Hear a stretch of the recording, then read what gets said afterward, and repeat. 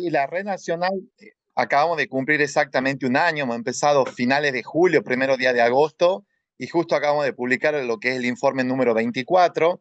Se están realizando informes en formas quincenales, generalmente en 450 puntos, donde estamos distribuidos en 5 zonas agroecológicas, 100 puntos de localidad en el NOA, 100 puntos de localidad en el NEA, 100 puntos en lo que es el centro norte, 100 puntos centro sur y 50 puntos en litoral. Las instituciones que la conforman son APRESID, APSE, INTA, CREA, todo nucleado por Maizar, y el Obispo Colombre, la Estación Experimental Obispo Colombre, que cumplimos el rol de coordinador general. Procesamos, abrimos la ventana de lo que es el cambio de trampa, que generalmente son 3 días. Posteriormente se procesan los datos y tenemos una reunión técnica donde están todos los especialistas de las distintas instituciones, donde unificamos criterios, donde se confecciona el informe que le llega finalmente al técnico o productor cada 15 días. Esa es un poco la dinámica del trabajo de la red nacional. ¿Cómo describiría hoy la situación actual en distintas partes del país, ya que ustedes analizan en los distintos sectores lo que es la dinámica de la chicharrita hoy? Creo que uno de los aprendizajes más importantes que nos dejó la red nacional de Dalvulus Mayer en Argentina es entender que un poco lo visualizábamos cuando lo empezamos a confeccionar, lo que iba a ser el proyecto por las distintas zonas agroecológicas. Y la primera conclusión es que el primer año vemos que se comporta tal cual como lo decís vos, en forma muy diferencial. Vemos que la zona endémica, que históricamente fue el NOA y el NEA, siempre le queda un remanente de chicharrita, muy distinto a lo que sucede con la zona núcleo, la zona centro o el litoral hoy, de las cuales siempre tiene un proceso de retracción. Llega la chicharrita estivalmente, o sea, en el verano, vemos que aumenta su incidencia poblacional en lo que es entre otoño e invierno. Sin embargo, después las heladas cumplen un rol muy importante en la modulación de esa dinámica poblacional. Entonces hoy podemos decir que verdaderamente las 5 zonas se comportan de maneras muy diferenciales. Ya nos estuviste comentando un poco cómo es el papel del clima y las temperaturas, pero ¿cómo es en sí la dinámica de la plaga? Es muy importante en lo que es la estación otoño-invierno. Dentro de lo que es Dalvulus Mairi, hay 2 fenómenos climáticos muy importantes. Una son las heladas, que si ustedes prestan atención, no tuvimos la helada de duración y de intensidad como la campaña pasada, que por lo menos en la zona endémica del NOA y NEA se habían registrado más de 17 heladas, mucho más en todo lo que fue zona núcleo, zona centro. Sin embargo, también un componente muy importante que modula su dinámica en forma temporal y espacial son las amplitudes térmicas. Y este fenómeno ocurre porque Dalvulus mayo, o sea, la chicharrita del maíz, no sufre diapausa. No es un insecto diapausante que cuando las condiciones son adversas entra en letargo, sino que ella entra en una dormancia que muchas veces sucede mucho en el NOA y el NEA, de las cuales durante el día o a la siesta hace temperaturas cercanas a 25 grados, sin embargo, a la noche baja súbitamente la temperatura por menos de 10 grados. Bueno, esos cambios, esas amplitudes térmicas golpean directamente la longevidad. Ese es un poco el fenómeno que estuvimos observando en la zona endémica. Vemos que entre el informe 23 y 24 seguía quedando un remanente de chicharrita. Sin embargo, en estos últimos 15 días, finales de julio, primera semana de agosto, vemos que esas amplitudes térmicas hicieron bajar drásticamente en muchas localidades. Y lo vemos representado un poco en muchas localidades de Salta o de Tucumán, que tenía una carga arriba de 1.500, 1.800 chicharritas y que hoy se encuentran por debajo de 50. Bueno, ese fenómeno, más allá de las heladas de junio, de finales de junio, empieza a jugar un papel muy importante en lo que son las amplitudes térmicas. ¿Cómo compararía usted lo que son las campañas tanto de 2023 y 2024 con la próxima? Los datos que reflejan de lo que viene? Creo que cuando hacemos la analogía de lo que fueron las 3 campañas, tuvimos una campaña 2023 que fue muy atípica, un invierno muy benigno, donde la zona endémica de Dalvulus maidi solamente se registró una helada y de poca intensidad y duración, mientras que lo que fue la campaña pasada, tuvimos en la zona endémica alrededor de 17, de mucha intensidad y duración, por ejemplo, de menos 6 grados al menos 6 horas, que es el umbral térmico para controlar los adultos de Dalvulus maidi.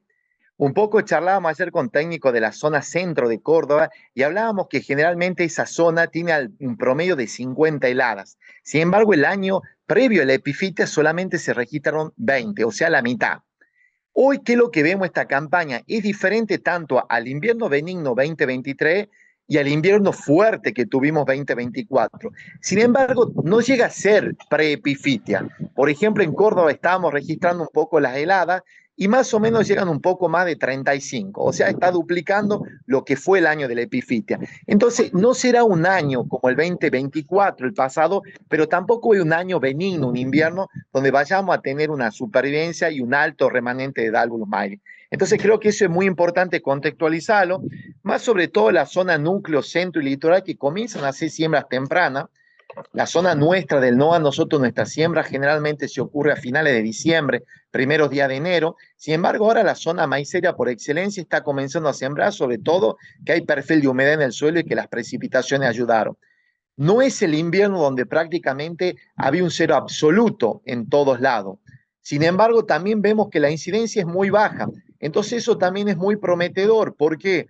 Porque esta campaña, si algo descubrimos, es que el manejo de Dalvulus baidi se vuelve efectivo siempre y cuando yo maneje bajas poblaciones. Cuando hay bajas poblaciones, de alguna manera los productos químicos funcionan, de alguna manera el germoplasma desarrolla su tolerancia, de alguna manera el monitoreo me permite detectar en forma prematura. Entonces creo que el escenario, sobre todo para la siembra temprana de Buenos Aires, Santa Fe, parte de Córdoba y Litoral, hoy por hoy es muy prometedor porque bajó considerablemente las poblaciones a nivel país. La zona endémica nosotros seguimos teniendo chicharrita, igual que Chaco, igual que Formosa.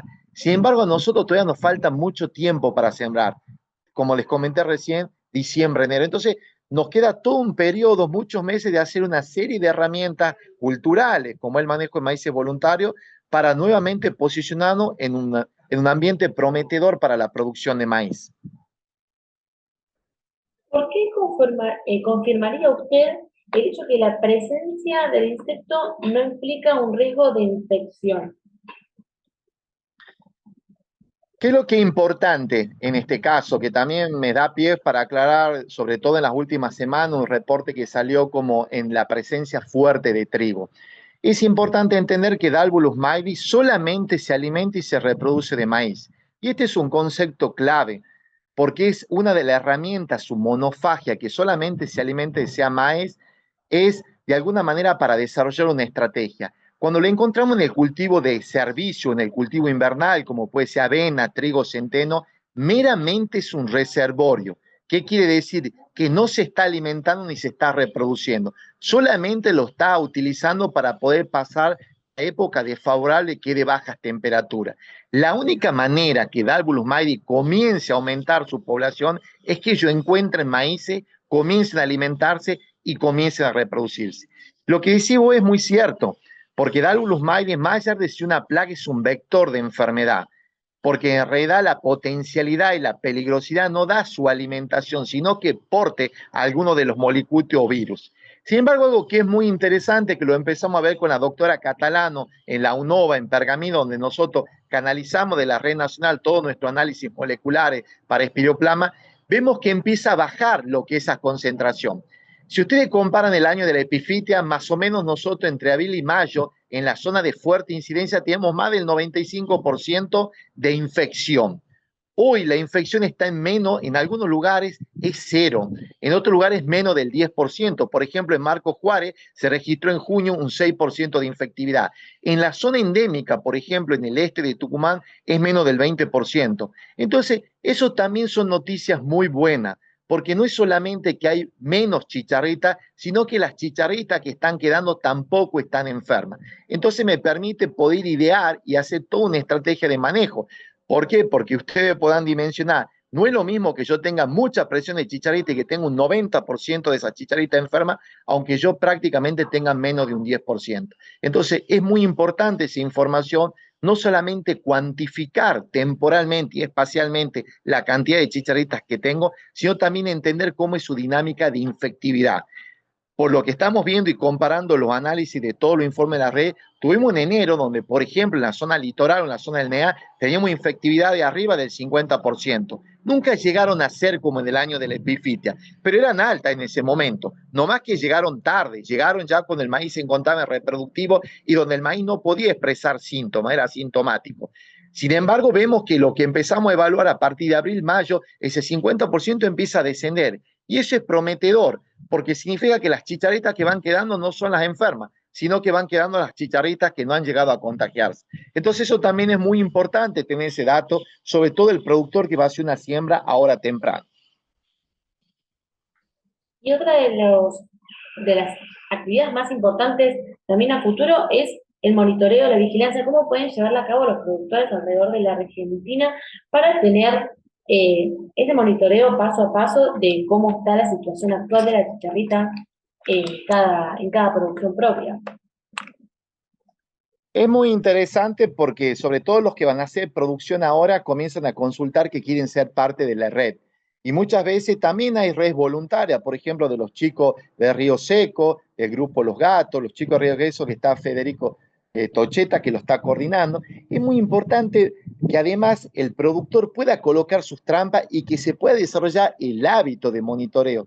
Fíjense que en la red nacional no solamente a pesar que la estrategia o la metodología de cuantificar la trampa cromática amarilla, también le damos la recomendación al productor de que pueda visitarlo al lote, que de alguna manera haga un monitoreo en lo que es la cabecera del lote, porque sabemos que la chicharrita empieza de la cabecera hacia avanzar en el lote. Entonces, si yo la detecto temprano en la cabecera, voy a poder hacer una decisión y una estrategia de manejo en tiempo y forma.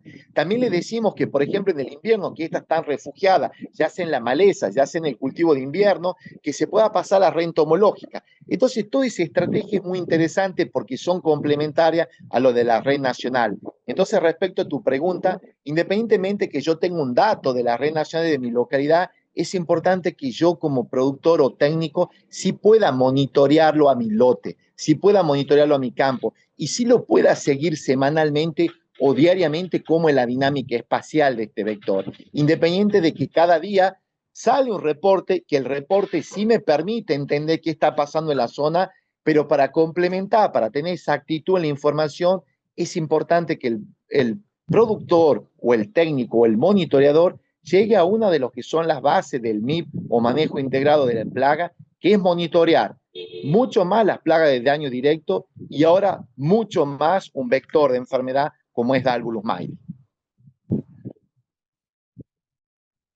Por último, Alejandro, quería preguntarle su visión a futuro tanto de la red de monitoreo como de la situación con la plaga. ¿Cómo ve cómo va a ir evolucionando todo?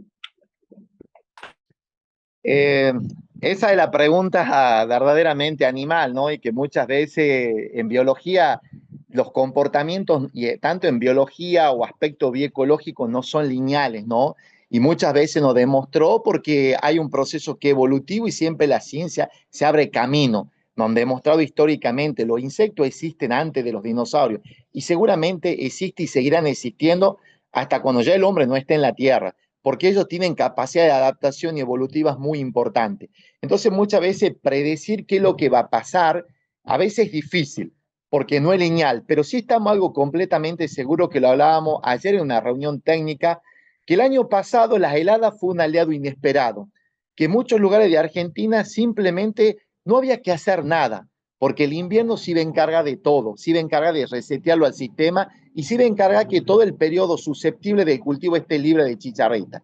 Este año nos encontramos que no tenemos el invierno severo, sin embargo tenemos algo que es muy importante, que es el conocimiento. Y el conocimiento que nos desafía, que este año tenemos que hacer algo diferente que no hicimos el año pasado. ¿Y qué es lo diferente? Es justamente lo que les dije al principio. Como ella se alimenta y se reproduce solamente de maíz, es romperle el puente verde, romperle de alguna manera la presencia de maíz voluntario. Porque si yo encuentro maíz voluntario y lo puedo vulnerar, le estoy cortando ese remanente que pudo sobrevivir ahora de estas heladas, que se quiere alimentar y que quiere empezar a dejar descendencia, entonces le estoy cortando justamente parte del ciclo.